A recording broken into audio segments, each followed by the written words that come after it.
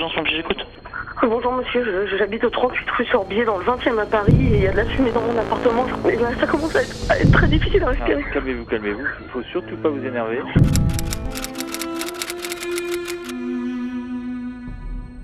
D'accord, bon, vous inquiétez pas, nous on va pas tarder à arriver. Les pompiers sont partis là. Et calmez-vous surtout, calmez-vous, Ok. respirez tranquillement.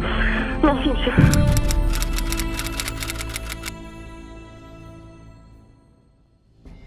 Je me suis approché donc du chef de garde pour avoir différents renseignements. Et donc je lui ai demandé s'il avait barré le gaz et la situation à ce moment-là.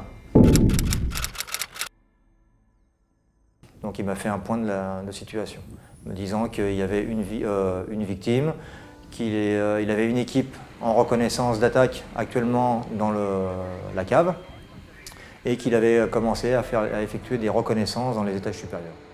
J'ai donné l'ordre à mon équipe d'établir une lance sur division alimentée et la mise en place d'un tableau de gestion de reconnaissance pour envoyer mon équipe effectuer une reconnaissance d'attaque pour trouver le foyer. Donc en arrivant sur intervention, l'ordre reçu de mon chef de garde était de constituer une équipe de sécurité pour l'équipe du premier secours évacuation qui s'était engagée dans la cave. Je donne mes dernières consignes à un sergent pour, une fois le feu éteint, d'effectuer les dernières reconnaissances.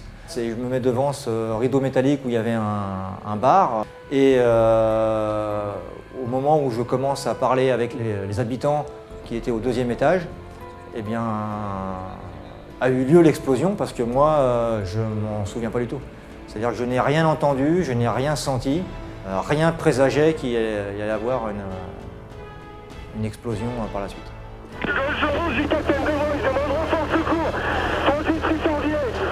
Je rentre dans l'immeuble pour aller voir le premier classe ménard pour lui rendre compte qu'une équipe sécurité va être engagée. Au moment où je fais 3 pas dans le grand couloir, je ressens un gros courant d'air.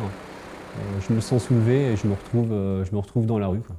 Juste avant de l'accident, je reçois l'ordre de m'engager dans la cave en tant qu'équipe de sécurité, parce qu'on n'avait pas de nouvelles de l'équipe du premier secours qui s'était engagée.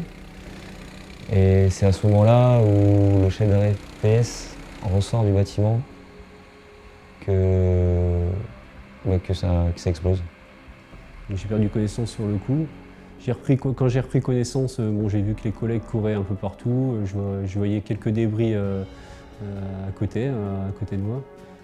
J'ouvre les yeux, je suis pratiquement à l'autre bout du couloir. Je me suis réveillé au poste médical avancé, dans le matelas coquille, perfusé. Ensuite, j'ai reperdu connaissance parce que j'ai plus aucun souvenir de ce qui s'est passé par la suite. Moi, je suis projeté par terre. J'ouvre les yeux, j'entends plus rien. Je vois que dans la rue, tout le monde s'affole. Donc, je réussis à me relever, à ressortir du bâtiment. Il s'agit d'une explosion. Bilan approximatif. Une victime est grave. Le liquide est allégé. Les 3 sanitaires du corps manquent 2 personnels militaires du corps. Un cauchemar, hein. Je me demandais qu'est-ce que je faisais là.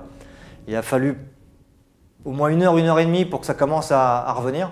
Ça commençait légèrement à revenir dans l'ambulance de réanimation, en m'emmenant à l'hôpital.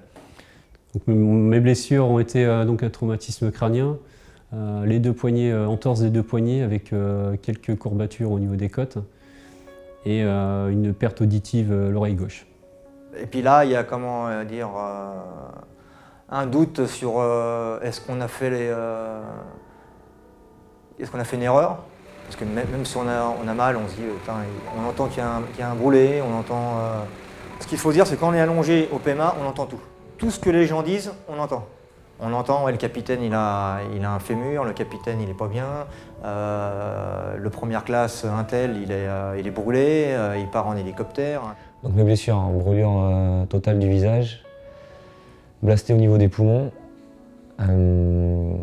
perte en audition et perte au niveau visuel. Mes blessures, donc j'ai eu un ligament croisé au genou gauche, en moins. J'ai une atrophie musculaire, pareil, au quadriceps gauche, 4 côtes de cassées, 3 œdèmes pulmonaires, un œdème cardiaque, luxation de la clavicule, niveau 2, 3, et plusieurs dents de cassées. puis différents égratignures. Je me dis que maintenant tout peut arriver, quoi qu'il arrive. Enfin, n'importe quelle intervention peut se transformer en drame. Alors, ce qui a changé aujourd'hui sur intervention, beaucoup d'appréhension. On a toujours une petite appréhension, mais bon, maintenant, j'imagine d'une situation banale, ça peut tourner au drame. Donc on se demande si on n'a pas fait une bêtise. Bon après on nous rassure, mais voilà.